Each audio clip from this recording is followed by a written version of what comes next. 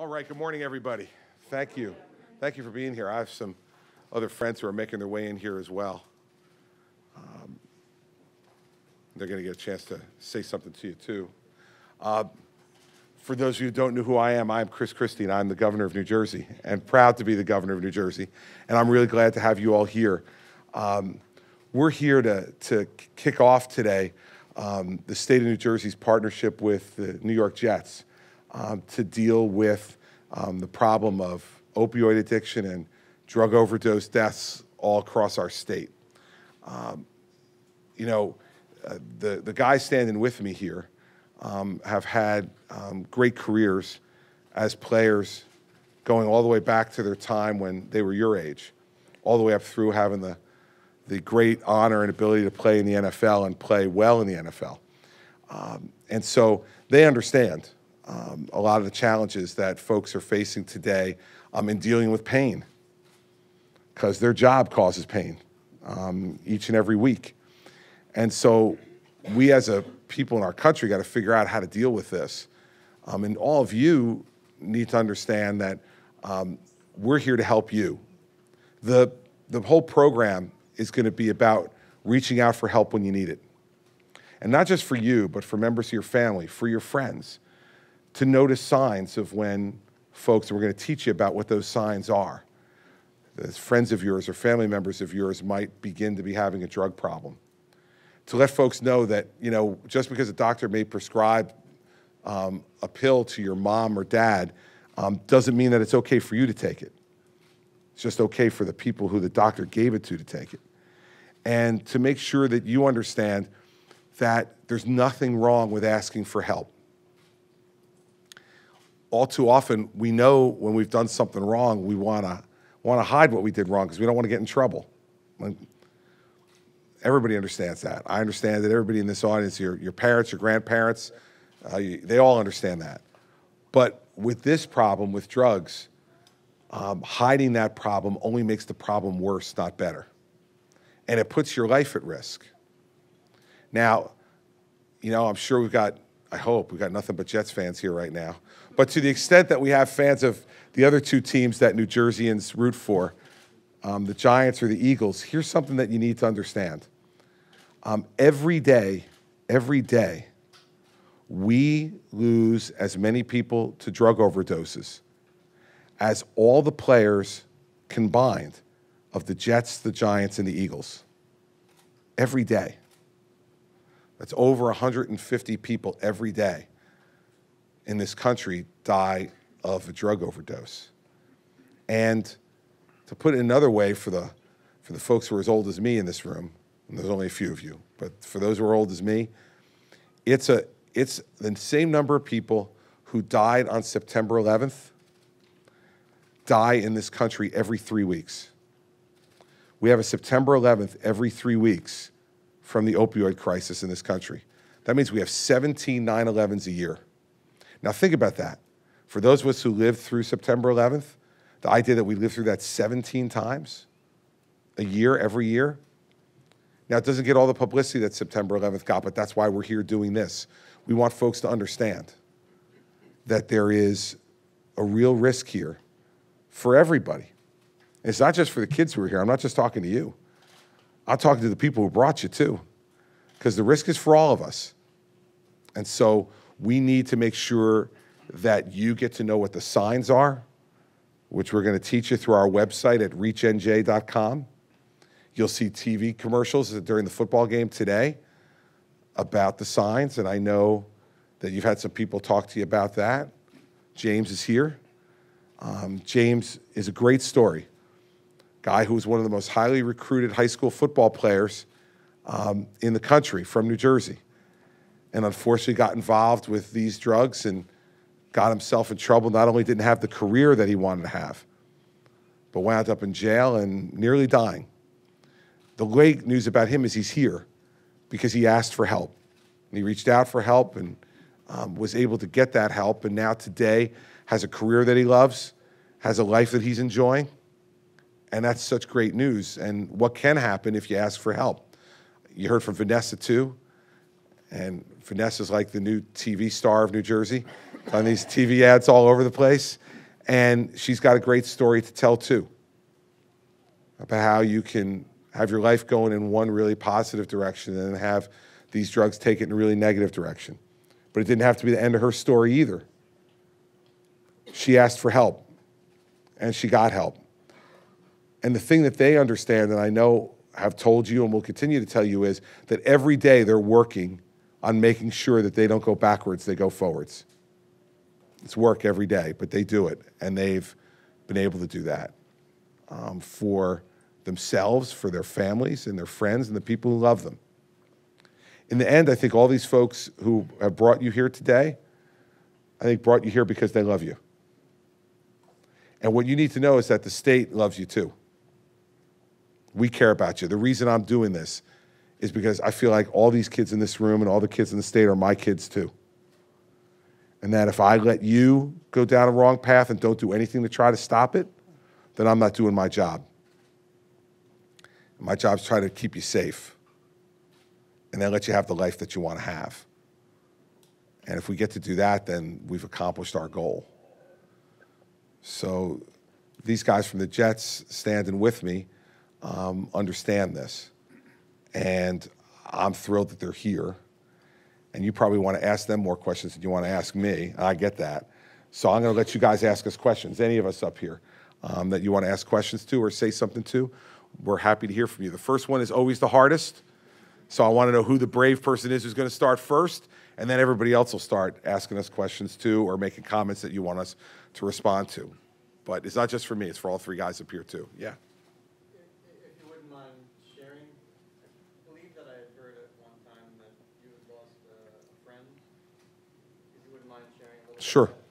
I went to law school in New Jersey. 30 years ago, I graduated. Oh, God, 30 years ago, I graduated. I had a small group of friends in law school that we did all of our studying together and our work together. And there was one guy in this group of 5 people who was the smartest among us. He was on law review. He got the best grades. He was the first one of us to get a job out of law school. He was the first one to become partner of all of us in his law firm. He married a beautiful woman who was a doctor. They had 3 beautiful daughters who are all athletes, Division I soccer athletes. And he had a great life. Beautiful home in New Jersey, beautiful vacation home, plenty of money. And the thing that bothered me the most, and Marty Baber, was he was the best looking of all of us too, which really annoyed us. And he was in the best shape of everybody. He ran about 15 to 20 miles a week. He was very committed to his running. And when he got a little bit older, in his early 40s, hurt his back when he was running one day. Stepped the wrong way off a curb and hurt his back. And went to the doctor, and the doctor gave him Percocet to deal with his back pain. And that began an awful experience for him. His wife finally called us, his small group of friends from law school, and said, I kicked him out of the house. He's addicted to these drugs, and he's drinking, and we need you to do an intervention. So we went, he was living with his parents again, and we went to the house, and we told him he had a problem, he didn't want to listen to us. And eventually, over the course of the next 10 years, he was in and out of rehab, but unable to deal with his problem. In that time, I went from being U.S. attorney to being governor. And I was trying to help him every way I could as his friend. But then one Sunday morning, a few years ago, my wife and I got the call that we never wanted to get, which was that they had found him dead in a small motel room in West Orange with an empty bottle of Percocet and an empty quart of vodka. By that time, his wife had divorced him. The courts wouldn't allow him to see his children. He had lost his license to practice law. He had lost his driver's license. He had lost his homes. And he had spent through most of his retirement money buying drugs. This is a guy who, when you looked at him the day he stepped off that curb when he was running, had everything in life that we define as successful. Great career, great wife, wonderful children, plenty of money, and a wonderful life. And these drugs took him down a road to where At 52 years old, he died. And as I sat that day in the church at his funeral and watched his 3 daughters crying over the loss of their dad, now I thought to myself, like, we have to do more than what we're doing, because this can happen to anybody. If it happened to him, it can happen to anybody. Don't buy this stuff about it only happens to people who don't have a good education, or only happens to people who are poor, or it only happens to people who live in a certain neighborhood. That's all baloney. Any one of us in this room, it could happen to. And there, but for the grace of God, go I. And so my friend is gone. And we're never going to be able to bring him back for us or for his wife and his children. But I hope that what we can do is prevent other children and other spouses from going through, and other friends from going through what we went through losing him. And so that motivates me every day. I think of him every day. And every time we're doing things that try to help folks, I hope that he's happy about it. I know he's in a better place now. And I know he's not in pain anymore. But we miss him. We miss him a lot. Yes, sir. Do you think there's a place of blame for the epidemic that's going on? Yeah, it's probably plenty of blame. You know, let's start off with the fact that, you know, for these opioid painkillers, like Percocet and Oxycontin and those, 2015, there were 265 million prescriptions written for it in the United States. 265 million. That means that there's enough for every adult in America to have their own bottle of 30 pills. We are the most medicated country in the world. And so, just so you forget about all these stereotypes, okay, this addiction doesn't start on some dark street corner somewhere. This addiction starts in the doctor's office. 4 out of every 5 new heroin addicts start on prescription painkillers. And so we've got to educate our doctors that they're giving too much of this stuff out. It's the easy way to go. They're giving too much of it away. That's one of the problems.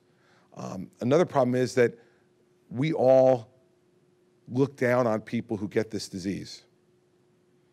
And so they're afraid to talk about it. When they get sick, they don't want to ask for help. And their families don't want to ask for help because they don't want to admit that they've got a person who's addicted to drugs in their family. We've got to let those people know it's okay, so we're partly to blame. I can't tell you, every time I go to a drug treatment center and I talk to a person who's in treatment, who's an addict, one of the first things they always say to me is, "But Governor, I'm from a very good family." And I think to myself, why would you think I would think you weren't? This is no different than diabetes or heart disease or any of the other diseases, chronic diseases that we get that can kill you if you don't get treatment. Except for this, we don't ask for treatment. So there's some blame to go there. And obviously, we don't have enough treatment available for folks who want help. And we need to get more treatment available for folks and stop thinking that we're going to solve this problem by just throwing people in jail. The people who make money from all this, the drug dealers, they should go to jail. They're profiting from killing people. We'll always have a jail cell for them. We're ready for them. But we throw too many people into jail just because they're addicted. And then we don't give them any treatment when they're in jail. And then we let them out of jail and we think, geez, I wonder why they're going back to crime and addiction. Well, if someone is sick and you don't treat them, they're going to stay sick. So we need to have more treatment available too. So there's plenty of blame to go around. But in the end, we got to remember this is a chronic disease. And we need to help people get treated. But to get them treated, they have to be willing to ask for help. And to do that, we've got to let people know it's okay to ask for help. And so all the ads that you'll see in the stadium today and that you'll see on TV this fall are about, that's why it's called Reach NJ. Reach out for help. Reach out for help. If you do, we're helping to make help more available for you. But doctors got to get smarter about this. And we got to hold them accountable too, because some of them are doing it to make money too. Those guys need to go to jail and women need to go to jail too. Yes?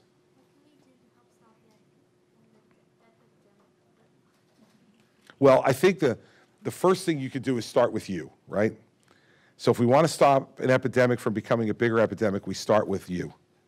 So you make sure that you don't put yourself in this position. You make sure that you don't get yourself in a place where you think this is okay to do. That's the first thing we can do. Second is you be a good friend to your friends. You know, you see people in school all of a sudden start to become withdrawn. They're not talking anymore. They're not interacting the same way they used to. They're disappearing a lot. They're not showing up at school. Those are all signs of people who may be having a problem. Ask your friends if they're okay. Talk to them and tell them it's okay to tell you. And it's okay to go and ask for help from adults and others in, you know, in positions of authority. That it's not about getting in trouble. That not asking for help will get in trouble. Will get you in more trouble than asking for help. And then also work with the adults that you know too to tell them when you think something is wrong. Because adults need to know. And you being able to find out things that are going on is not about you ratting on somebody or snitching on somebody. It's about helping a friend who otherwise will wind up like my friend wound up. And we don't want to see people going down that road because that's much too sad, much too difficult for us to deal with. So those are all things that you can do every day that are within your control.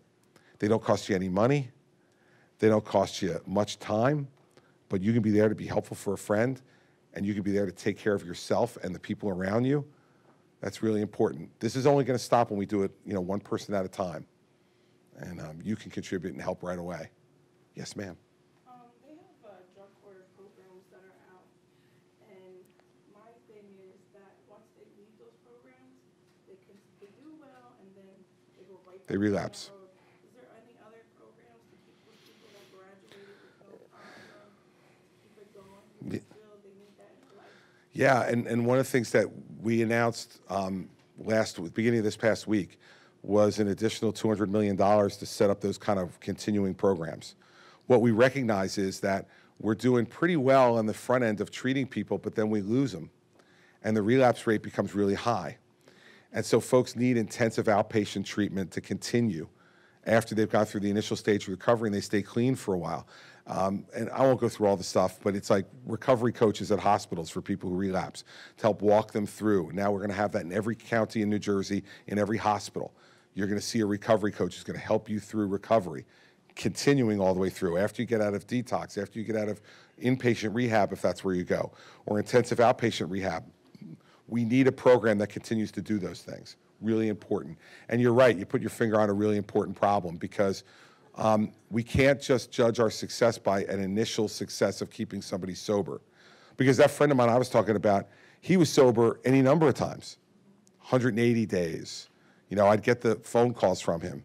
It's 210 days, it's 240 days, and we would all be thrilled. He'd be going back to work, and he'd fall right back down. And so that's a really important part of this and why I think we're learning about this stuff too. We haven't been as smart as we've needed to be about it because we haven't been talking about the problem. And so we're seeing all these problems with continued relapse. And for folks who wind up going to jail instead of drug court, we now in New Jersey are the first state in the country that has a rehab prison where people who have a rehab problem, a drug problem, can go and get rehab in the last year of their sentence in jail, so that they're ready when they go out to get to outpatient and all the rest of it to try to stop them from just going right back out and coming right back in because they committed crimes to support their drug addiction. So all those are really important. And this new program that we put together will now be spending about $500 million a year on drug rehabilitation and therapy to try to get people into a good place. When I first became governor, we were spending about $100 million a year. So hopefully that'll help. Fingers crossed. Yes, ma'am. It does in a few ways. And so first off, we've changed the rules for insurance companies in the state, for those of you who have insurance that covers this, to force them to pay at the same level that they pay for any other disease. So if you're, before what they would do is they would not pay nearly as much in terms of reimbursement, if anything, for addiction problems, because they consider them mental health problems, they paid for less. But they pay a lot more for cancer or for heart disease or diabetes. Now, that's changed in New Jersey now, and they don't have the right to do that any longer. Although that only covers about 30% of the health insurance policies in the state, because the federal government takes care of the other 70%. So that's why, as chairman of the National Commission on Opioid Addiction, we've said that's got to change at the federal level also, and I'm pretty hopeful that's going to change. So that's one way to alleviate it. Second is, a lot of these programs that we talked about in this lady's question of the new $200 million are programs available to you without regard to your financial ability to pay. And so there won't be any cost to those to folks at all. They go in, and especially for those who are really have real financial problems, you can go in and there's no cost involved with it at all, either through Medicaid or through the state providing that money directly. So it's still not going to fix all of it, but spending $500 million as opposed to $100 million is, I think, going to help a lot of people. And it's just been my decision that this is something that we need to spend on. And it's an important thing for government to do. One of our first jobs is to protect the health and safety of our citizens. And this is a national health crisis, an emergency. And so that's what we're doing. It still won't mean that some people won't fall in the cracks. They will, but I think a lot fewer will. And hopefully that'll encourage the next governor to want to invest even more money in it as we go forward and we see success. Other thing on these programs that we're doing now is to deal with your problem, your issue that you raised was they have to show us now that they're getting successful results. And we will reimburse those groups that are successful more than even what their normal fee is to give them a success bonus for having success with folks, because they'll save us money in the long run. And to not pay those people who are failing, because we're done at paying for failure. It's not good. So those are some things we're trying to do. Yes, young lady. How can we unite the families that struggle with addiction? I think the best way to unite families who are struggling with drug addiction is to let them know that you're not judging them and that you love them no matter what. I'll give you a perfect example. My mother was an addict. She was addicted to cigarettes. She had a nicotine addiction. My mother started smoking when she was 16 years old, and she smoked a pack to a pack and a half a day every day for most of her life. And inevitably, 55 years later, she was diagnosed with lung cancer. Even after 40 years of smoking, when she knew that smoking could cause cancer. Now, when my mother got diagnosed with lung cancer, no one said to me, well, Chris, let her die because she's getting what she deserves. She knew, and she didn't stop, so she's getting what she deserves. No one said that to me. You know what people said to me? People came around us and hugged us. They asked us what doctor she was going to, what treatment she was getting. They were giving us suggestions because they had experiences in their family. They told us they were praying for her. They went and visited her to raise her spirits. Now, my mom died very quickly. She died 3 months after she was diagnosed. She was very sick. But I wonder what they would have said if my mother was a heroin addict rather than a cigarette smoker. You think they would have said all the nice things that they said? I don't think so. So one of the things you can do to help unite them is to say, regardless of what the disease is, regardless of why it started, all of us in this room have made bad choices in our life, right? All of us have made decisions that we wish we could take back. Happens to me like every week. So we've all done that, right? We've all done that. We're just lucky that the decision we made didn't involve abusing drugs. And it was something we could take back. So we now need to let people know that we're not going to judge them just because they made a bad choice. Of course it was a bad choice. I don't want anybody in this room to be confused when I'm talking about treatment. I don't want you to start in the first place. I don't want you to try in the first place. It's not good for you. And it can kill you. But if that happens, we need to let them know that we're going to be there to help them and support them. And the best way to unite families is to not ignore them and not say, I don't know what to say, or I'm scared of going and talking to these people. Believe me, they're more scared than you are.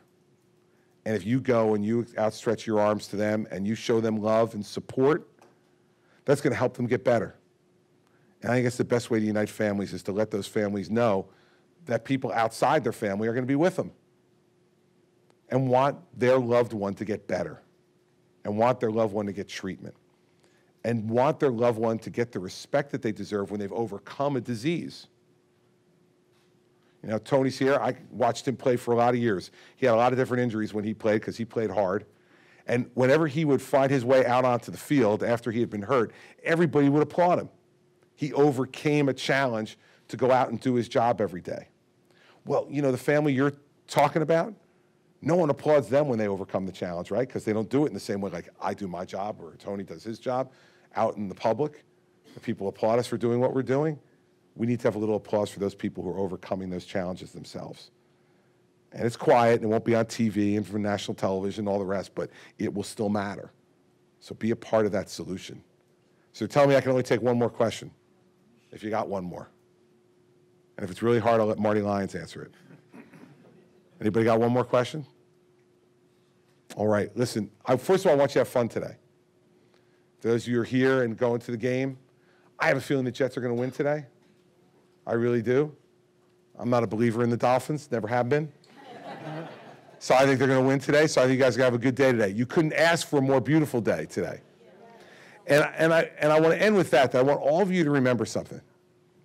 I felt like when I woke up this morning and I went outside and I got a cup of tea and I started to read the newspaper, and I was sitting outside on my back patio, and I thought to myself, what an enormous gift today is. It's an incredibly beautiful day. And I think we've got to look at every day like an individual gift from God. Every day is a gift from God. Today is a really wonderful gift. You're here because we care about you, and we want you to be part of this solution. You're here on the first day of the state's partnership with the Jets to try to make everybody who watches the New York Jets, who roots for the New York Jets, to become soldiers in this fight. We want all of you to know that from Mr. Johnson on down through everybody who works on this team, they're committed to being a part of the solution to this problem. And they're inviting you here today because they want you to know this is something they care about, something they think is important. And it's not just the guys who currently work here and currently on the team.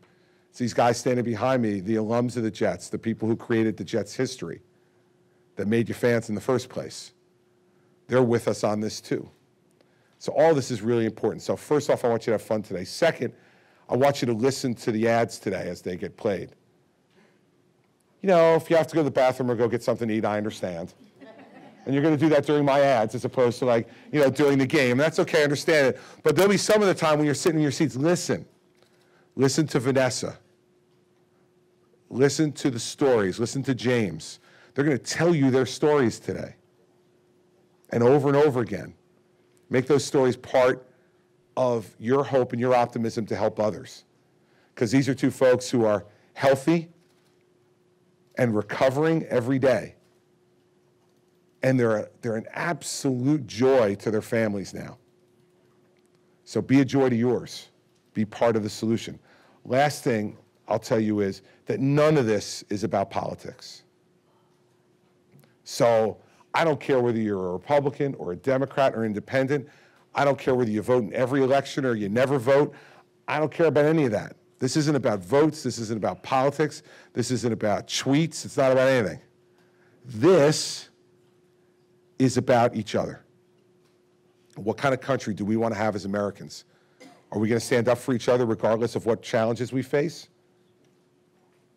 Or are we going to judge each other and abandon each other when we're most in need? You all could be part of that solution. And it's a great opportunity, and it's a wonderful moment.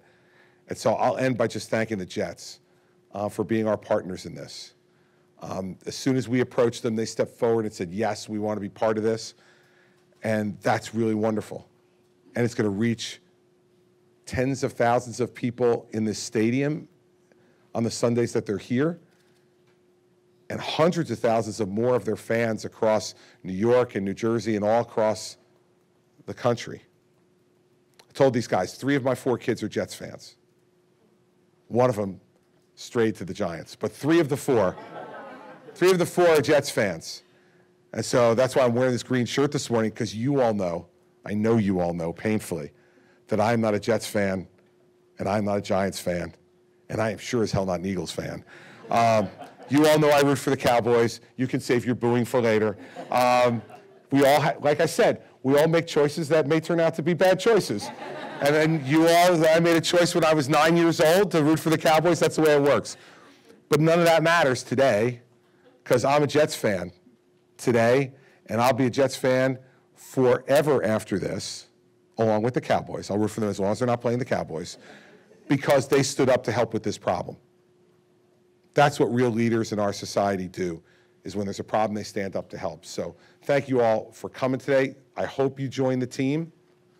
I hope you join our team to fight this. I'm thrilled that these guys have joined the team with us. And I hope you have a great time today, and thank you for your questions. They were great.